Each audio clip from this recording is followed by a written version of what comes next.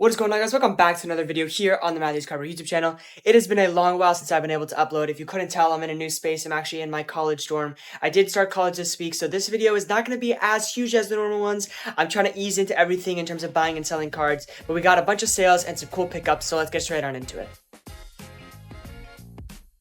So let's start off with the sales. Now the sales, to say the least, not good, and I'll explain why. Now, as I just mentioned, I am going to college, so what I did before I left was I took all the cards that I've had for a while, or probably just didn't really want to deal with, the cheap stuff, 55 bucks, 65 bucks, 75 bucks, whatever, basically anything under $100, or something that I didn't want to have to deal with moving because I knew it would be a difficult card to sell.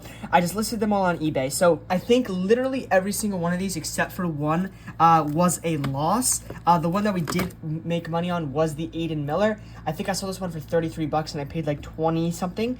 You'll see maybe like low 20s, like 22 bucks. I don't remember what I paid for, or sorry, what I sold all of these for off the top of my head, so I'm going to put it up on screen, but just keep in mind that all of these are probably going to be losses. Starting off with a Tim Duncan Test of Time, I'm going to do my best to guess. I think I sold this one for like $30-ish. This one we sold for like 50. This is a sick card to 10, and it's a game-used patch. The Lewandowski, this one was really bad. I sold this one for like 45 bucks.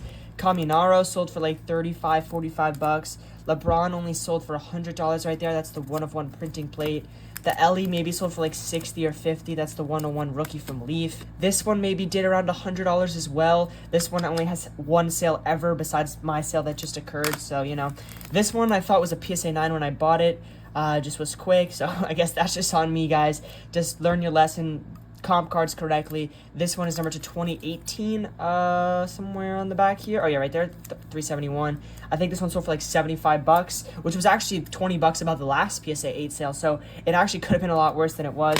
And this one actually I don't even think got a bid, so it's like I might have paid 3 bucks for it. Like whatever next person who buys a card from me, I'll just throw that in.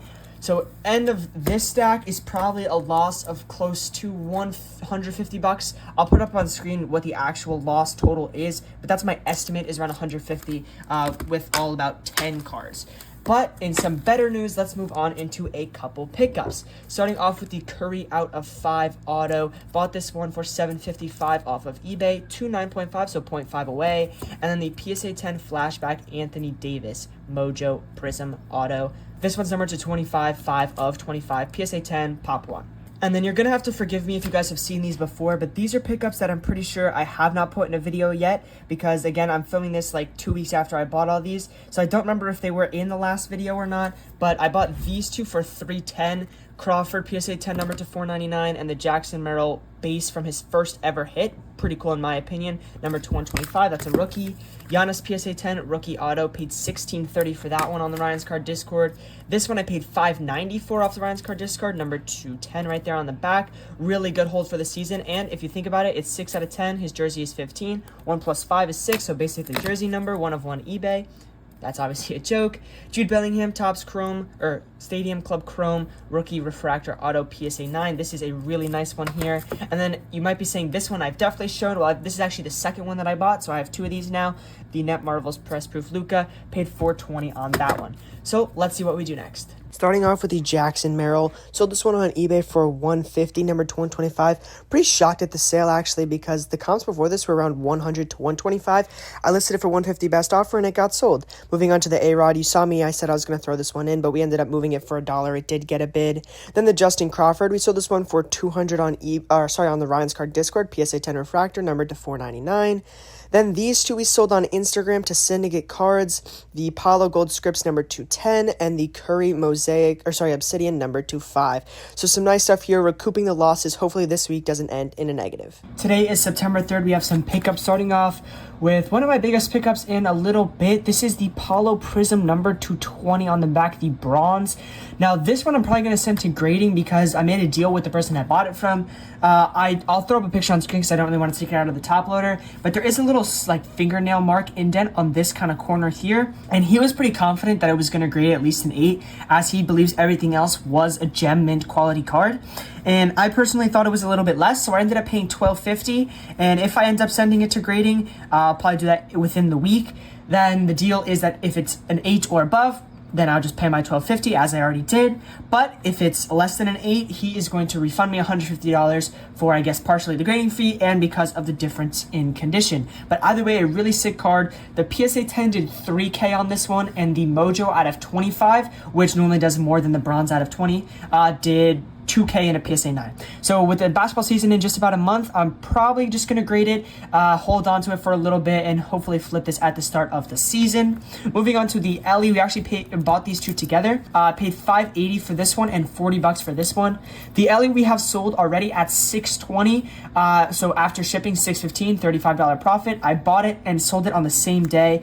And then the Ant is numbered out of 99 from the National Convention. So like I said, I paid $40 on that one, and $5.80, $6.20 on the pair. Basically, I'm into this one for $5 if you want to think about it like that. I'm just gonna hopefully sell it for $50, which would be $40 profit total on everything if I can sell it at $50. If not, I'll list it on eBay at $60. So that's kind of my thought process there.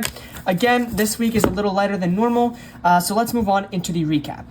Really quick, actually, before we get into the recap, have a couple sales here. Starting off with this lot, we sold the Debut Sports, aka Sam Cards 35 and Jets Cards on Instagram.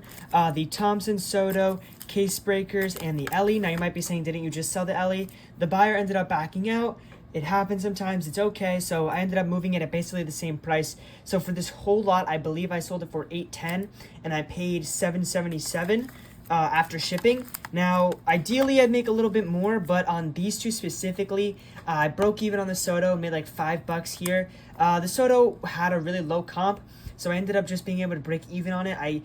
He did pay above the comp because it was an older comp, but at the same time, it had a comp that I wasn't able to find. So, you know, I'm okay still making around $40. Can't go broke making profit. That's what they say. This next deal kind of builds onto that. These were 3 cards, specifically the Lucas, that I had a hard time moving. The Lucas, I think, are just a very expensive card for what type it is, and you have to find a specific type of person. These are both PSA 10 gold press proofs.